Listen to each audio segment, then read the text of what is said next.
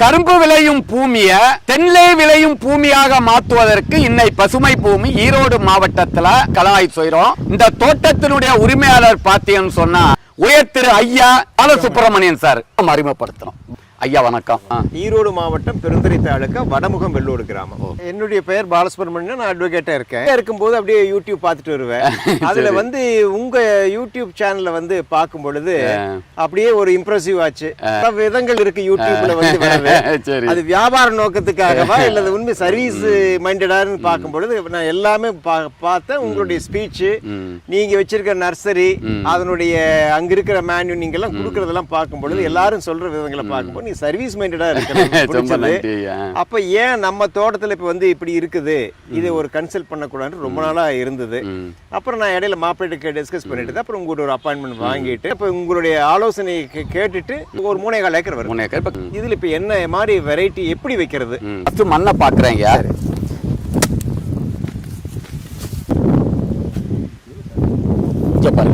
இது கரிசல் மண் வகையில ஒரு களிமண் வகையை சார்ந்தது.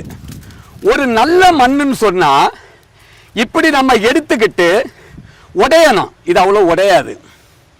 களியினுடைய அளவு இது அதிகம். அப்ப இது தென்னை விவசாயத்துக்கு உகந்ததான்னு கேட்டா கண்டிப்பா தென்னை விவசாயத்துக்கு உகந்தது அல்ல. சுண்ணாம்பு சத்து அதிகமா இருக்கு. கார அமிலத்தன்மை 7.5 to 7.8 ஒரு நடுநிலைக்கு கொஞ்சம் அதிகமா இருக்கு. நுண்ணூட்ட சத்துக்கள் அதிகமா இருக்கு. ஆனா தலச்சத்து கம்மி. யூரியா இந்த மண்ணுக்கு நீங்க அதிகமா கொடுக்கணும். இந்த மண்ணுல ஃபர்ஸ்ட் நம்ம என்ன செய்யணும்னு பார்த்தா தோட்டத்தை கம்பிட்ட உழுதுருங்க. நம்ம மண்ணை என்ன வறண்டு மேடு படுத்திட்டேன்னு வைங்க. சரி, ஐயா சொன்ன மாதிரி இப்படி ஸ்லோப்பாக்கி சென்டரா குவியெல்லாம் கொண்டு வந்துட்டோம்.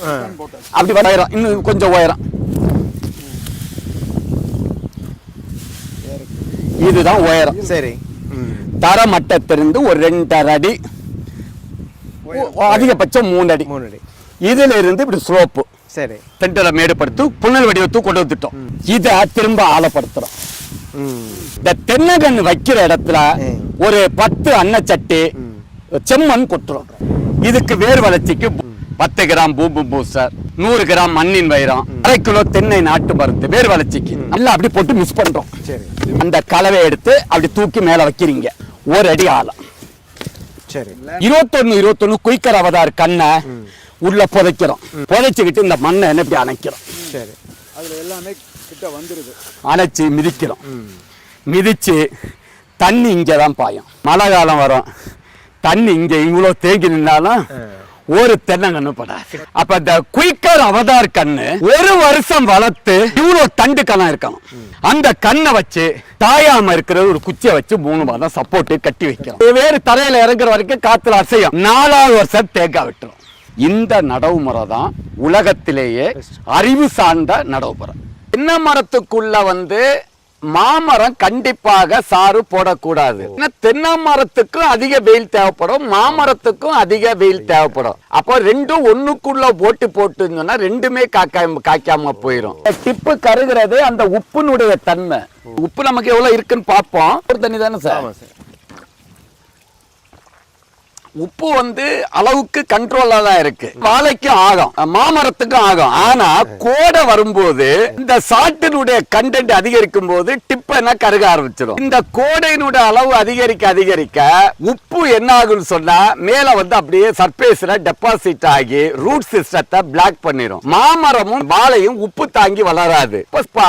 மழை காலங்கள்ல மழை நீரை கொண்டு சேர்க்கணும். உப்பு தாங்கி வளரும் பயிர் என்னன்னு பார்த்தீங்கன்னு சொன்னா முருங்கை, சொரக்காய், கத்தரிக்காய், மிளகாய், சூரியகாந்தி, பருத்தி, மரவள்ளி கிழங்கு, பீட்ரூட், வெங்காயம் இதெல்லாம் உப்பு தாங்கி வளரும் பயிர். இப்ப நம்ம வாழையை போட்டுட்டோம்.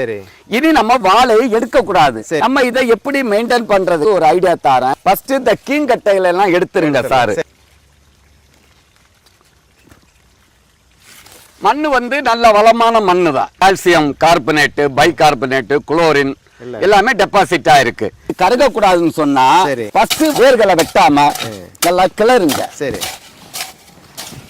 நல்லா கிளறிக்கிட்டு சரி. லைட்டா தூருக்கு அணைங்க மண்ணை. சரி. இதுலதான் நீங்க தண்ணியே பாய்க்கணும். மேல் மண் இங்க வந்துடணும். சரிங்க. இதுதான் உடவு, இது கைட்டா இருக்கணும். அப்ப உப்பு என்ன இங்க படிஞ்சிடும். பயிருக்கு எந்த பிரச்சனையும் ஏற்படாது. வாழையும் நல்லா வரும். செம்மரம் வந்து இந்த மண்ணுக்காகவே படைக்கப்பட்ட பயிர் தான் செம்மரம். செம்மரத்தினுடைய தன்மை ரெட் சாண்டல்னு சொல்றது. ஆரம்பத்துல மெதுவாதான் வளரும். அதிக ஹைட் உள்ள செடி வந்து செம்மரம் தான். ஆனா இதுலயும் சார் வந்து சரி தண்ணி வந்து தூருக்கிட்ட பாய்க்க கூடாது. தூருக்கிட்ட ரொம்பவும் மண்ணும் அணைக்க கூடாது. சரி. இந்த கேப் இருக்கணும். நான் அணைக்கிறேன்னு சொல்லிட்டு இது வரைக்கும் நீங்க மண்ணை ஒசத்த கூடாது. தண்ணி பாயணும். ரெண்டாவது இந்த செம்மரத்துக்கு அதிக தண்ணி ஆகாது. இப்ப நம்ம ஐயாவுடைய தோட்டத்துல தென்னை நடைமுறை பற்றி செய்தோம். இப்ப நம்ம ஐயா கிட்டே கேட்போம். ஐயா எப்படி விளக்கம் எப்படி? இல்ல உங்களுடைய தெளிவுரை வெறும் ரொம்ப நல்லா இருக்கு. நாங்க செய்ய வேண்டிய வேலைகளை நாங்க செஞ்சோம். மீதி இதெல்லாம் பசுமை பூமி செஞ்சு கொடுத்து இது ரோல் மாடலா இந்த பகுதியில இந்த மாதிரி ஒரு பூமியில கொண்டு வர முடியுமான்னு நீங்களும் ஒரு சேலஞ்சா எடுத்துட்டீங்கன்னா அது நீங்க செய்யக்கூடிய சர்வீஸ்க்கு அனதர் பிளஸ். ஐயாவுக்கும் நன்றி கூறி விடை பெறுகிறோம். நன்றி, வணக்கம். சந்தோஷம்.